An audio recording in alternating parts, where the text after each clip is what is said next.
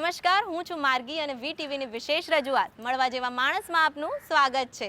આજે હું બેઠી છું અમદાવાદના રિવરફ્રન્ટ પર આવેલા અટલ બ્રિજ પર અને મારી સાથે છે બે મરજીવા, ઉદય અને Salman.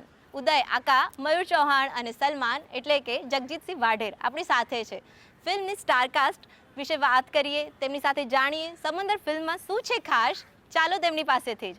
Welcome to VTV Uday and Salman, એટલે કે મયુર અને જગજીતજી. તમારી સાથે વાત કરીએ, ફિલ્મ વિશે વાત કરીએ. સૌથી પહેલા તો સમંદરની વિશે જણાવો કે શું છે ફિલ્મમાં ખાસ કે લોકો આવે થિયેટર સુધી. સમંદર એક એવી ગુજરાતી ફિલ્મ છે કે જે તમે લગભગ આજ સુધી નહીં જોઈ હોય. આવું લગભગ દરેક મોટાભાગના ગુજરાતી ફિલ્મના લોકો એવું કહેતા હોય છે. પણ તમે આ ફિલ્મનું ટ્રેલર ના જોયું હોય તો એકવાર ટ્રેલર જોઈ લો, કારણ કે આ ફિલ્મની જે વાર્તા છે એ દરિયા કિનારાની વાર્તા છે. ત્યાંના ખારવાઓ જે છે, પછી ત્યાંની જે કોમ્યુનિટી છે અને ત્યાંનું જે પોલિટિક્સ છે, ત્યાંનું જે ક્રાઇમવાળો જે એરિયા છે એના વિશેની વાત છે ને. એના ઉપર ગુજરાતીમાં આઈ થિંક એટલી ફિલ્મ બની નથી. હું તો કહું છું ગુજરાતી શું, હિન્દીમાં પણ નેશનલ લેવલ પર પણ નથી બની. અને આવું સંગીત, આવા કલાકારો, આવું સિનેમેટોગ્રાફી તમે લગભગ નહીં જોયું હોય, એટલે તમે યુટ્યુબ પર ટ્રેલર જોઈ શકો છો.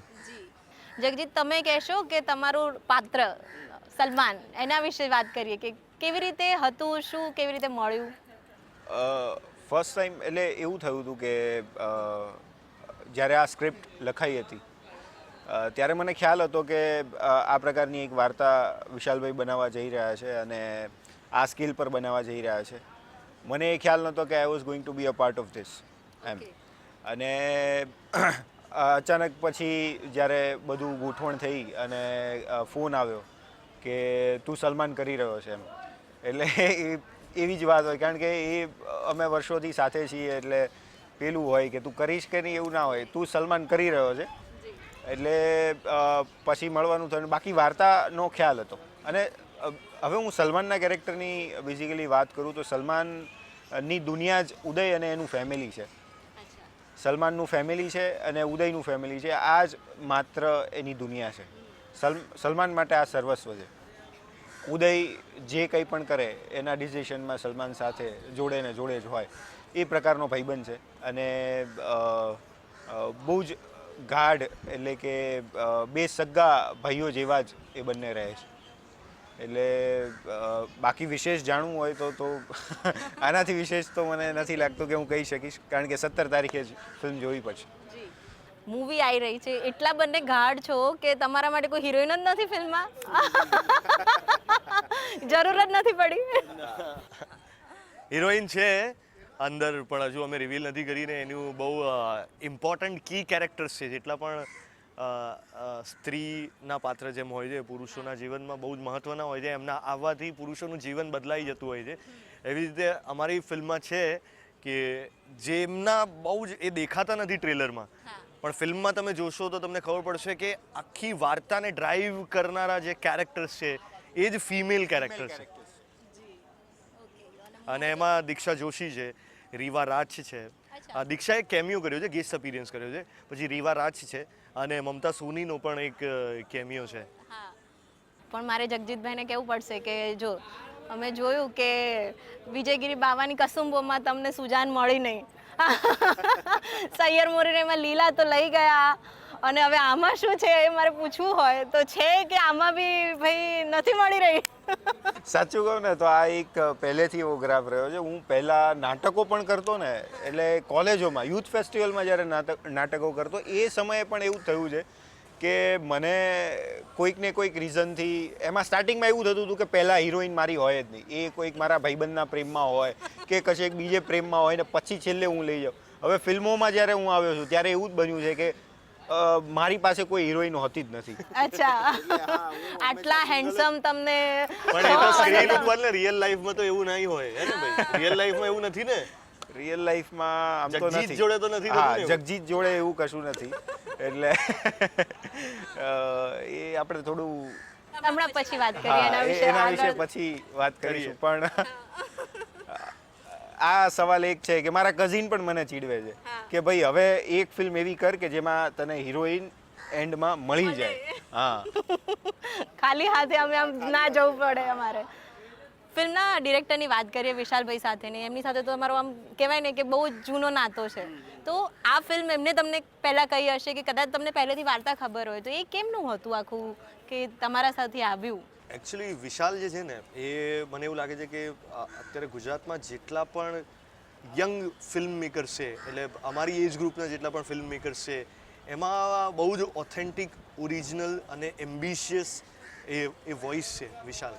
અને એ મેં જ્યારે એનું રઘુ સીએનજીનું ટ્રેલર જોયું હતું, જગજીત પણ હતો એમાં, ત્યારે જ હું બહુ જ ઇમ્પ્રેસ થઈ ગયો હતો. મેં કીધું યાર આ પ્રકારનું કામ કોઈ કરી રહ્યું છે ગુજરાતમાં, એ બહુ જ સારી વાત છે. અને ફોર્ચ્યુનેટલી અમારે સૈયર મોરીરેમાં સાથે કામ કરવાનું રહ્યું અને મારો બહુ જ સારો અનુભવ રહ્યો કે આટલી ઓરિજિનલ વાર્તા, આટલા ઓરિજિનલ કેરેક્ટર્સ નથી મારે જેટલી પણ સ્ક્રિપ્ટ ઓફર થતી હોય છે એમાં નથી હોતા. સો સૈયર મોરીરે સાથે કરી અને પછી એવું થયું, માર્ગી જનરલી મારું એવું છે કે હું સ્ક્રિપ્ટ, સ્ક્રીન પ્લે, ડાયલોગ્સ એ બધું વાંચી લઉં પછી જ કોઈ ફિલ્મ માટે હા કહેતો હોઉં છું. પણ વિશાલ જોડે એક ફિલ્મ કરી પછી મને એટલો ભરોસો વિશાલ પર આવી ગયો કે વિશાલ ફિલ્મ બનાવશે એટલે સરસ જ બનાવશે અને બધું જ કામ એ સારું જ કરશે. કારણ કે એની નિયત બહુ જ સાફ છે કે સારી ગુજરાતી ફિલ્મ દર્શકોને આપવી છે. અને અમારી પણ એવી જ છે કલાકાર તરીકે, એટલે અમારા બહુ વ્યવસ્થિત એવું બોન્ડિંગ સેટ થઈ ગયું. અને સ્ક્રિપ્ટ વાંચ્યા વગર જ અમે સમંદરની હા પાડી દીધી હતી, ફાઇનલ જે ડ્રાફ્ટ હોય ને. કારણ કે વિશાલ એ બહુ જ અમેઝિંગ ફિલ્મ મેકર છે. એ તો તમને ટ્રેલર ને બધું જોઈને આઈડિયા આવતું જ હોય છે. અને દરેક પ્રોજેક્ટ સાથે ગ્રો થાય છે. કે આર્ટિસ્ટ જેમ હોય ને, હું બી દરેક પ્રોજેક્ટ સાથે ગ્રો થયો હોય એમ વિશાલ પણ તમે જુઓ, પહેલાં એણે એક ફિલ્મ નામની ફિલ્મ બનાવી હતી, પછી રઘુ સીએનજી બનાવી, પછી સૈયર મોરીરે અને હવે સમંદર. એટલે બાય ઈચ ફિલ્મ એ બહુ જ સરસ રીતે ગ્રો કરી રહ્યો છે અને હજુ તો ફ્યુચરમાં એ બહુ જ કમાલની ફિલ્મો આપશે. જી, વાત કરીએ કે એવું કહેવાય છે કે સોનાનો સૂરજ હવે ગુજરાતી ફિલ્મ ઇન્ડસ્ટ્રીનો ઉગી ગયો છે, કે લાગે છે કે કદાચ આ ફિલ્મ આપણને 100 કરોડનો બિઝનેસ પણ કરાવી શકે અને અમે તો આશા રાખીએ કે થાય જ એમ. તમે શું માનો છો કે ગુજરાતી ઇન્ડસ્ટ્રીને તમે અત્યારે કઈ રીતે જોઈ રહ્યા છો? મને એવું લાગે છે કે જેટલી હિન્દી ફિલ્મો રિલીઝ અહીંયા થાય છે ગુજરાતમાં, એમાં યાર ઓડિયન્સનો 30 થી 40% જે એમનું ટોટલ કલેક્શન હોય છે ને એમાં ગુજરાતનો ફાળો હોય છે. એટલે એવું નથી કે ગુજરાત પાસે ઓડિયન્સ નથી, ઓડિયન્સ છે જ. એવી વાત છે કે તમારે એ પ્રકારનું કન્ટેન્ટ અને એ પ્રકારની ફિલ્મ લઈને આવવી પડશે કે જે સામાન્યમાં સામાન્ય માણસ પણ જોવે અને કોઈ પણ BMW કે મર્સિડીઝમાં બેસીને આવતો માણસ બી જુએ અને એ બંને લોકો કનેક્ટ કરે. એટલે એ પ્રકારની જો ફિલ્મો જ્યારે બનવા લાગશે ને, મને એવું લાગે છે, અને જેટલું ઇમોશનલ ટચ એનામાં રિલેટેબિલિટી જેટલી આવશે એટલું મને લાગે છે કે લોકો સુધી વધારે પહોંચશે. કે એમાં ગુજરાતીપણું, એ વાતમાં ગુજરાતી, એ ઓથેન્ટિસિટી હોવી બહુ જરૂરી છે.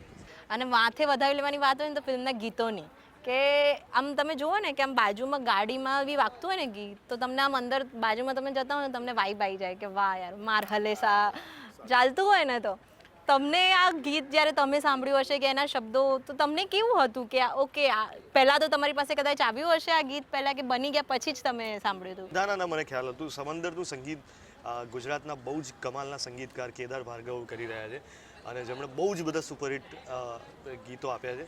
અને મારી સાથે તો ફોર્ચ્યુનેટલી બહુ આનંદની વાત એ છે કે અમારી જેટલે પણ સાથે કરસનદાસ પેઇન્ટ યુઝમાં પણ એમનું સંગીત હતું અને એમણે 2 બહુ જ સરસ ગીતો આપ્યા હતા, આઈ જેવો અને મને કહી દે. સૈયર મોરીરેમાં બહુ જ સારા ગીતો હતા. એમાં એક ગીતે તો બ્લોકબસ્ટર રહ્યું હતું, મનડા લીધા મોહીરાજ. અને આ સમંદરમાં કેદાર ભાર્ગવે એટલી વેરાયટીવાળું આલ્બમ તૈયાર કર્યું છે કે એમાં એટલા જુદા જુદા જોનરના ગીત છે. માર હલેસા છે, એ જે તમને એકદમ ચાર્જ અપ કરી દે. પછી એક કવ્વાલી પણ છે જે ઓસમાન મીર અને આમિર મીરે ગાઈ છે. પછી માર હલેસામાં યુ નો કે આદિત્ય ગઢવી, જે અત્યારે ગુજરાતી સંગીતને, ગુજરાતના કલ્ચરને કેટલા સરસ રીતે રિપ્રેઝેન્ટ કરી રહ્યા છે દેશ અને દુનિયામાં, એમનો અવાજ છે. અને નકાશ અઝીઝ જે હિન્દી સિંગર છે, એમનો અવાજ છે ને એને તો લોકોએ ભરપૂર પ્રેમ આપ્યો જ છે. અત્યારે ઓલમોસ્ટ વાયરલ જેવું જ છે.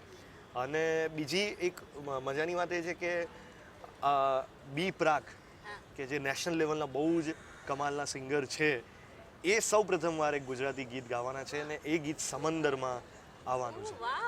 હા, તો એક એ સોંગ પણ છે. પછી એક આઇટમ સોંગ કહી શકાય, ડાન્સ નંબર, કે જેમાં કોઈ પણ પ્રકારની વલ્ગારિટી નથી પણ ડાન્સની મજા છે. એ એવું સોંગ કર્યું છે મમતા સોનીની સાથે. એક એ છે. પછી એક કવાલી તો છે ને એક માતાજીની આરતી પણ છે.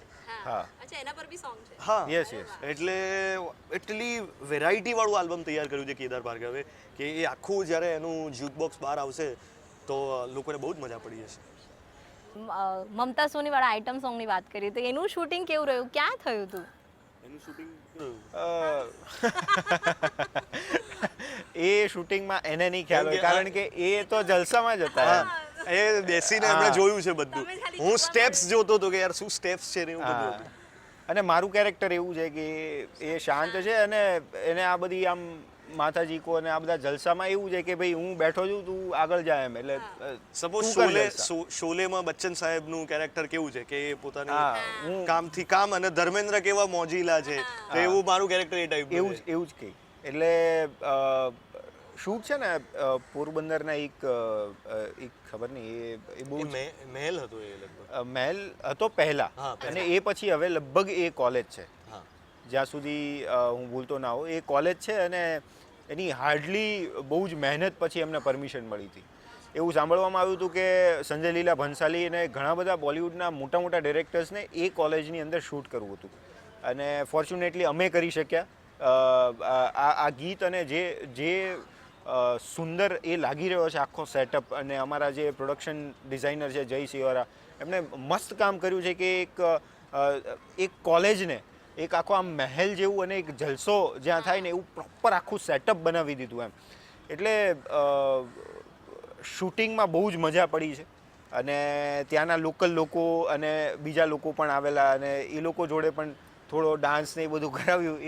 એ પણ એક મજા હતી ત્યાંનો લાવો હતો એ બધું જોવાની કે મજાક મસ્તી ચાલતી હોય અને તમે જોઈ રહ્યા છો. એટલે ખૂબ ઓવરઓલ બહુ મજા આવે. પણ આમ કોઈ કિસ્સો કેવો હોય મૂવી આ સોંગ સાથેનો આઈધર કોઈ મૂવીનો કે તમને આમ ઓન સેટની બહુ મજા પડી ગઈ કે કિસ્સો કે જે બધા દર્શકોને તમે કહેવા માંગતા હો કે આવું કંઈક ઘટના બની હતી? આઇટમ સોંગની તમે વાત કરીને તો મારી જોડે બીજું એક ઘટના થઈ ગઈ છે જે ઓન સેટ નથી થઈ, શૂટ પછી થઈ છે કે દિલના દરિયામાં જે સોંગ છે એમાં મને પણ વિશાલે એકવાર કીધું કે ભાઈ આમાં તું જ ગાઈ લે. અચ્છા. તો એમાં જે મેલ એનો અવાજ વોઇસ જે છે એ મારો છે એટલે મારું પહેલું મેં જે કોઈ ગુજરાતીમાં પ્લેબેક સિંગિંગ કર્યું છે એ દિલના દરિયામાં છે. નાનકડી 4-5 લાઈન છે એ મેં પોતે જ ગાઈ છે. અરે વાહ. તો એવી એક ઘટના છે જે મારા માટે ફરીવાર મેમોરેબલ થઈ ગઈ છે ફર્સ્ટ ટાઈમ. પણ શૂટના અનુભવમાં તો બહુ જ બધા છે. એમાંથી કયો કિસ્સો કહી શકાય દર્શકોને એવો છે? બહુ જ બધા છે કે અમે દરિયાની અંદર ગયા હતા અને તમે જમીન પર હો અને પછી ત્યાં દરિયાનું જે એનું આખું બહુ અલગ જ છે બધા ગણિતો કે હવે તમે બોટ પર બેઠા છો અને મોજા જેટલા વધી રહ્યા તમે જેમ જેમ આગળ જઈ રહ્યા છો એમ મોજાની પેલી ફ્રીક્વન્સી એ પણ અપ હોય એટલે આખી બોટ આમ જ થતી હોય. એટલે એ બધામાં તમારું બોડી એને પહેલાં એડજસ્ટ થતાં બહુ જ વાર લાગે. એટલે અમુક લોકોને એવું પણ થાય કે એટલે અમને તો ફોર્ચ્યુનેટલી થઈ નથી કંઈ એવી ઉલટી કે એવું કંઈ કશું કંઈ થયું જ નથી. પણ ક્રૂ મેમ્બર્સને અમુકને એવી તકલીફો પડી હતી. બાકી તો મને એવું લાગે છે કે આપણે જે પેલી ગન પેલા જલસામાં ને એ બધું હતું ને એટલે લોકોને એવું લાગતું આ સાચી છે એટલે બધા વારે ઘડી આવીને ચેક કરતા હતા કે આ લાવો ને ભાઈ ફોડવા દો ને એમ. હા, એટલે એ એવા ઘણા બધા કિસ્સાઓ છે સેટ પરના. અને બીજો એવી પણ વાત છે કે આ ફિલ્મની અંદર જે ડાયલોગ્સ જે રીતે લખાયા છે તો એવું હતું કે 20 થી 25 મિનિટ પહેલાં જ અમારી પાસે ડાયલોગ આવે. અમારી પાસે ફાઇનલ ડાયલોગ ના હોય. એ વિશાલે જ લખ્યા છે. હા, અને એ વિશાલભાઈ લખ્યા છે. અને અમારો ચર્ચાનો વિષય જ એ રહ્યો કે અમારા બંનેનો સીન હોય અને ધારો કે ચેતન ધનાની ફિલ્મની અંદર જે એન્ટાગોનિસ્ટ પ્લે કરી રહ્યા છે એક નેગેટિવ કેરેક્ટર, તો એમનું શૂટ ના હોય તો એ જોવા આવ્યા હોય કે આજે આ લોકોને શું ડાયલોગ આપ્યા છે. અથવા તો એ ના આવ્યા હોય તો અમે જ્યારે હોટેલ પર જઈએ ત્યારે રૂમ પર અમે લોકો એ ડિસ્કશન માટે ભેગા થઈએ કે આજે અમને આ ડાયલોગ્સ આપ્યા, આજે આવું થયું. એટલે એ બહુ જ ઇન્ટરેસ્ટિંગ પ્રોસેસ રહી છે through out the shooting. Jagjitsinh Vadher અને મયુર ચૌહાણ સાથે વાતો આમ જ ચાલુ રહેશે પણ હાલ સમય થયો છે એક સામાન્ય વિરામનો.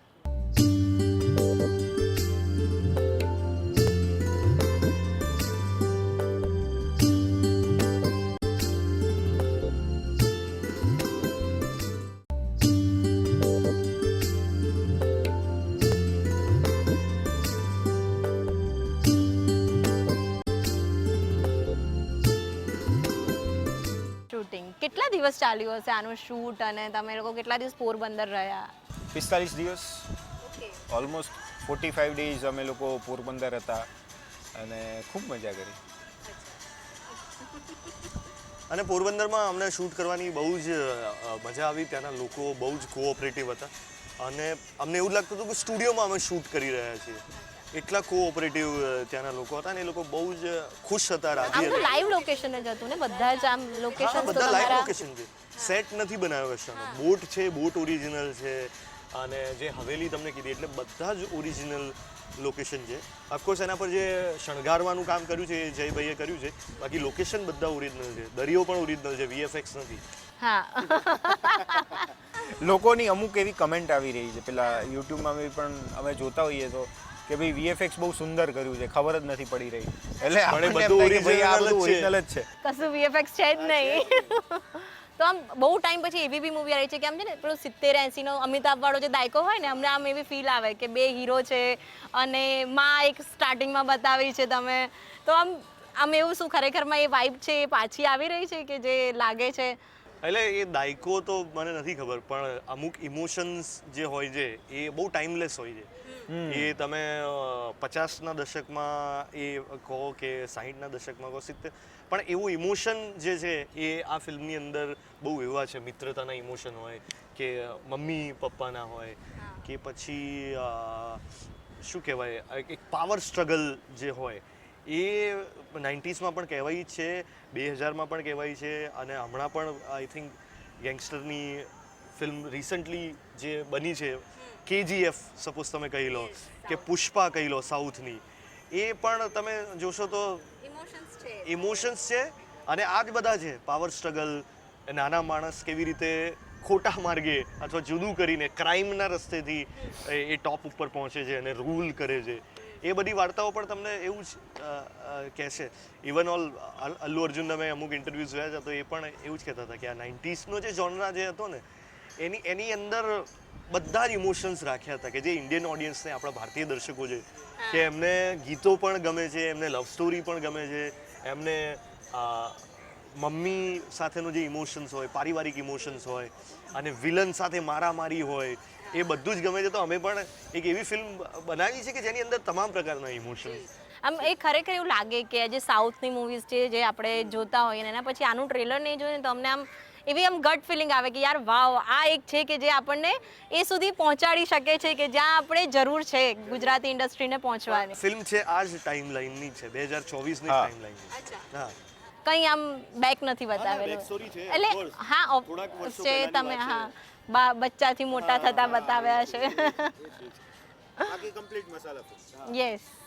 વાત, વચન અને વેર, એની વાત આવે એટલે મતલબ ડાયલોગ્સની કેટલા મસ્ત, આમ તમને આમ વાંચીને કે આમ સાંભળીને જ આમ એવું થઈ જાય. તો ડાયલોગ્સ વિશે કહો કે બધા વિશાલભાઈએ પોતે જ લખેલા છે કે? એટલે વિશાલ વડાવાલાએ જ કમ્પ્લીટ જે ફિલ્મના ડાયલોગ છે એ બધું જ વિશાલભાઈએ જ લખ્યું છે અને એનો એક કહેવાનો જ અંદાજ છે એનો પોતાનો કે, અને એ એવરી ટાઈમ એવું કોશિશ કરે છે. જેમ કે શેર મુરીરેની અંદર પણ ઘણા ખરા ડાયલોગ્સ એમણે જ લખ્યા છે, ઘણા ખરા 80 to 90% ઓફ ધ ફિલ્મ ના ડાયલોગ્સ છે એ વિશાલભાઈએ લખ્યા છે. અને આમાં પણ એવું જ છે કે આમાં તો થ્રુ આઉટ એટલે એક પણ લાઈન છે એક લાઈન પણ વિશાલભાઈએ લખી હોય એટલે, અને એની પોતાની એક આગવી શૈલી છે એ રીતે બોલવાની, એની છાંટ આમાં તમને દેખાશે. એટલે બાકી કાઠિયાવાડના ઘણા બધા એવા જેટલું કાઠિયાવાડના લોકો છે અને આખો સૌરાષ્ટ્રનો જે વિસ્તાર છે એ લોકો તો આ ડાયલોગ સાંભળીને એમને આમ દિલ ગાર્ડન થઈ જશે એવું છે કે બહુ જ મજા આવવાની છે. બાકી પણ એવું નથી કે બીજા લોકોને નહીં આવે, પણ એક આમ તમને જોનર ત્યાંનો કે જે કહેવાય ને કાઠિયાવાડી ટચ જોવા મળશે. બાકીના લોકો જે એમને અમુક શબ્દો, અમુક કહેવાની રીત એ જોઈને એટલી ગજબ લાગવાની છે. કારણ કે હું પોતે અમદાવાદનો છું અને વિશાલ જ્યારે અમુક ડાયલોગ લખીને આવતો હતો ત્યારે મને બહુ જ મજા આવતી હતી. મેં કીધું યાર કેટલી સરસ રીતે કહી દીધી છે આ વાત. સપોઝ કોઈને ધમકી બી આપવાની હોય તો તમે કેવી રીતે કહી શકો છો. સો એ બધા જે સૌરાષ્ટ્રની બોલીનું બહુ જ સારી રીતે, કારણ કે આ કેરેક્ટર્સ ત્યાંના છે એટલે. યસ. ના પોરબંદર નથી, ફિલ્મમાં જે વિસ્તાર બતાવ્યો છે પોરબંદરનો. શૂટનું લોકેશન શૂટ અમે પોરબંદર કર્યું, બટ ફિલ્મનું લોકેશન હા દરિયા કિનારાની એક જગ્યા છે, કોઈ સ્પેસિફિક જગ્યા નથી. તો એ જે બોલીની જે મજા છે એ બહુ જ મને તો એમ થઈ ગયું કે યાર આમ જેમ કે કહું ને તમને કે આ વસ્તુ આ બહુ સારો માણસ છે પણ એમાં કેવી રીતે કીધું છે આ એકદમ ટોપના પેટનો છે હા આવી રીતે સીધી સાદી રીતે નહીં મરી મસાલો Right. અલગ જ રીતે વાત કરી છે તો જ્યારે આની પ્રોસેસની વાત આવે હવે કોઈ બી ફિલ્મ હોય તમે એની પ્રોસેસમાં ઉતરો એટલે જો જગજીતને સલમાન બનવું હોય કે મયુરને ઉદય બનવું હોય તો આમ કંઈક એફર્ટ કરવા પડે કે પછી સ્ટોરી ત્યાં અને માહોલ એવો વણાઈ ગયો હોય કે એવા ઇઝીલી બધું થઈ જતું ઓફકોર્સ એફર્ટ કરવા પડે મેં તો એવું કર્યું હતું મેં ઘણી બધી ગન ખરીદી હતી નાની રિવોલ્વર AK-47 અને હું રોજ એમની સાથે જ સૂઈ જતો હતો કે યાર મારે પાવરફુલ ફીલ કરવું છે તો કઈ રીતે ફીલ કરું કદાચ ગન પકડીશ ના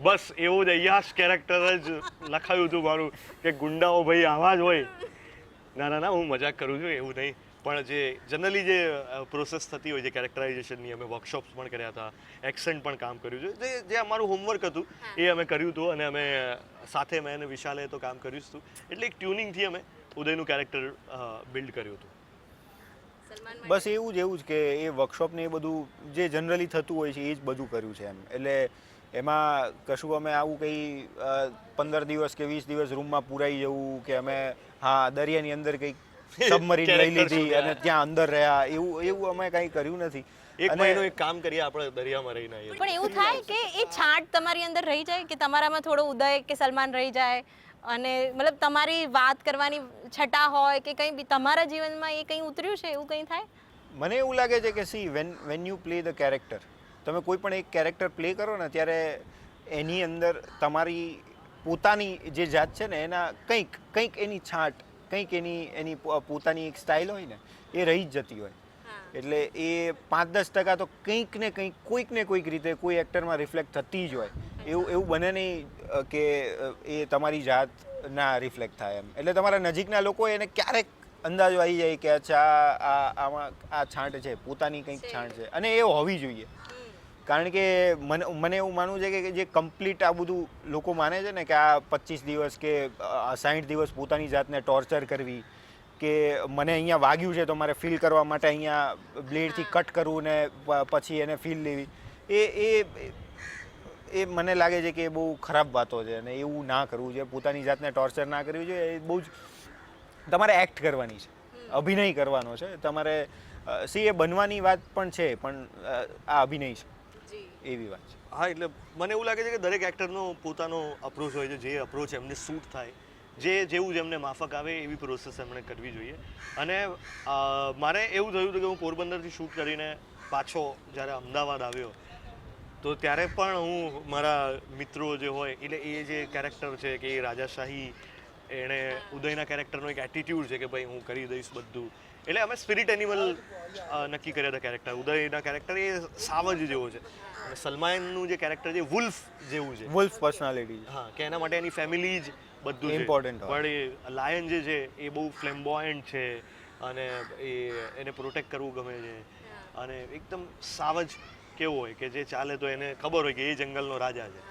સો હું પાછો આવ્યો ને તો મારા ફ્રેન્ડ્સ જોડે મારું બિહેવિયર થોડુંક એ પ્રકારનું જ હતું તો બધા એમ જ કહેતા હતા કે ભાઈ હવે પાછો આવી જા તું આવી ગયો છે હવે તું પાછો આવી ગયા તું અમદાવાદમાં આવી ગયો છે આને કાઢો બહાર એટલે થોડાક સમય સુધી તો એ રહ્યું હતું પણ પછી ધીરે જેમ તમે તમારા રૂટીન લાઈફના કેરેક્ટર્સ હોય તમારા જે ફેમિલી મેમ્બર્સ હોય તમારા રેગ્યુલર ફ્રેન્ડ્સ હોય એમને મળતા જાવ એમ ધીરે એ કેરેક્ટરમાંથી પણ ક્યાંક થોડોક અંશ જે ડીપમાં રહી ગયો હોય કારણ કે 42 દિવસ સુધી શૂટ કર્યું હોય ને અને તમે કેરેક્ટરને દિલથી નિભાવવાનો ટ્રાય કર્યો હોય તો તમે બહુ બધી અંદર સબકોન્શિયસ પ્રોસેસ પણ હોય એટલે થોડાક એલિમેન્ટ તો રહી જાય આપણા ગુજરાતી સાહિત્યમાં તો દરિયા વિશે ભરપૂર લખાયું છે એમ કે આમ તમે વાંચો ને અને તમારી હાજી કાસમ તો અમે જોઈ જ છે અને મૂવીમાં તો આપણે કહીએ ને કે પહેલું ગુજરાતી આ મૂવી હશે કદાચ કે જે આટલું લાર્જ સ્કેલ પર 70 mm પર આપણે જોતા હોઈશું કે એમાં આટલો મસ્ત દરિયો જોવાશે અને આવી રીતની કહાની જોવાશે તો એક આ બહુ એક સારી વાત છે પણ દરિયા વિશેની વાત કરવી હોય તો આમ એ દરિયો કે આમ તમે આમ સાંભળો તો તમને આમ અંદર સમંદર સાંભળો તો પહેલું શું તમારા મનમાં આવે મને તો એક હ્યુજ કોઈક વસ્તુ કે વિશાળ દરિયો સાંભળીને એ જ આવે એ બહુ જ વિશાળ છે તમને એવું કંઈ આમ સમુદ્ર સાંભળીને આમ કંઈક આમ એક ફિલિંગ કે કંઈક આમ કે ઓકે શું લાગે છે? હું ભાવનગરથી છું, એટલે હું તો બહુ જ નજીક રહ્યો છું દરિયા કિનારાની. એટલે મારા માટે સમંદર ઇઝ સમથિંગ લાઈક કે હું ત્યાં જાઉં એટલે મારા ઇમોશન્સ છે ને એ બહુ બેલેન્સ થઈ જાય. એટલે મારા માટે શાંતિ એ સમંદર એ મારા માટે શાંતિ છે. એમ લોકો માટે એ પેલો ગુગવાતો દરિયો હોઈ શકે, મારા માટે એ શાંતિ છે. એટલે મને એ દરિયાના મોજાનો અવાજ પણ બહુ જ શાંત અને એક ટ્રાન્સમાં લઈ જાય છે. એટલે મને મજા આવી જાય છે એવું છે. તો 17 તારીખે આવી રહી છે મૂવી. દર્શકોને કહેવું હોય કે 17મીએ ઉદય અને સલમાનની દોસ્તી યારી જોવા માટે શું છે તેમાં ખાસ એ જવું હોય તો શું કરશો? કઈ તારીખે છે રિલીઝ? ફરીથી એક વખત પ્રમોશન તમને એ લોકો જ કરશે. જી, 17મી મેના રોજ આવી રહી છે સમંદર ગુજરાતી ફિલ્મ, જે એક ક્રાઇમ ડ્રામા છે. બે મિત્રોના દ્વારા વાત કરી છે અમે, અને તમે લગભગ તો નહીં પણ હું તમને ગેરંટી મારીને કહું છું કે આ પ્રકારની આ વાર્તા, આ રીતે બનેલી આવી સિનેમેટોગ્રાફી, મ્યુઝિક અને પરફોર્મન્સવાળી ગુજરાતી ફિલ્મ તમે આજ સુધી નથી જોઈ. ટ્રેલર જોઈ લો, અને તમને જો ટ્રેલર જોઈને લાગે કે આવી પિક્ચર મેં જોયેલી છે તો એ તમારી ભૂલ થતી હશે. તમે એકવાર 17મી ફિલ્મ જોજો, પછી તમને રિયલાઇઝ થશે કે ઓકે, હું તો મને એવું લાગતું હતું કે આ પિક્ચર આના જેવી હશે, પણ એવી નથી. બિલકુલ ફ્રેશ વાર્તા છે, યુનિક વાર્તા છે. 17મી મે. બસ માત્ર એટલું કહીશ કે આ ફિલ્મની વાત છે વટ, વચન અને વેર, અને દિલ, દરિયો અને દોસ્તી. આ વસ્તુઓને માણવા માટે અને એક દોસ્તીના ઇમોશનને ફીલ કરવા માટે પ્લીઝ 17મી મેના રોજ તમારા નજીકના અને દૂરના સિનેમાઘરોમાં પહોંચી જજો. અને સુનામી રિયલમાં આવે છે કે લાગણીની આવે છે એ તમે નક્કી કરજો. તો આ હતા જગજીતસિંહ વાઢેર અને મયુર ચૌહાણ આપણી સાથે. સમંદર આવી રહી છે 17 તારીખે, જોવાનું ચૂકતા નહીં. નમસ્કાર.